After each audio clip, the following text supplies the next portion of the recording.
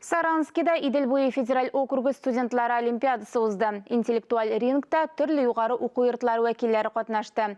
Татарстан командасы ничек чыгыш ясады? Бу хакта киләсе репортажда. Пусть победит сильнейший. Клянемся. Студентлар башта ант итте. Шулай итеп, Идел буе федераль округының иң эрудициялы яшьләре арасында лидерлык өчен көрәш башланды. Олимпиада 2 көнгә талантлы яшь галимнәрне һәм перспективалы белгечләрне берләштерде. Дөнья тиз үзгәрә, яңа чакырулар, бер үк вакытта яңа мөмкинлекләр барлыкка килә. Хәзерге шартларда Россиягә акыллы, югары профессиональ дәрәҗәдәге белгечләр кирәк. Сезнең һәр кайсыгыз куелган максатларга ирешер. Һәм Олимпиадада катнашу сезнең үсеш баскычларының берсе булыр дип ышанам. Тантаналы ачылыштан соң бәйге башланды. 6 юнәлеш: инженерлык командалары конкурсы, робот техникасы, спорт программалаштыруы, идарә итү бәйгеләре, парламент дебатлары. Нәрсә, кайда, кайчан уены.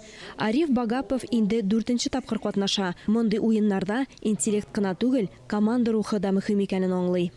Приезжают в любом случае новые участники, даже если это только часть. Ел сайын команда яңа кешеләр күренә. Яңа аралашулар, яңа хис кичерешләр, яңа танышулар. Булар барысы да безне берләштерә. Олимпиадада Идел буе федераль округының барлык төбәкләреннән 250-дән артык кеше катнашты. Шуларның 15-е Татарстанның алдынгы югары уку йортлары: Казан федераль университеты, Иннополис, медицина һәм милли тикшеренү техник университетлары студентлары. Ярыш Мордва дәүләт университеты базасында узды. Сама Олимпиада – это следствие. Олимпиада студентларның инициативасының нәтиҗәсе. Ул берничә ел элек алынган грант акчасына оештырылды. Безнең уку йорты студентлары өчен Олимпиада буларак башланды. Хәзер Идел буе федераль округы студентлары да катнаша.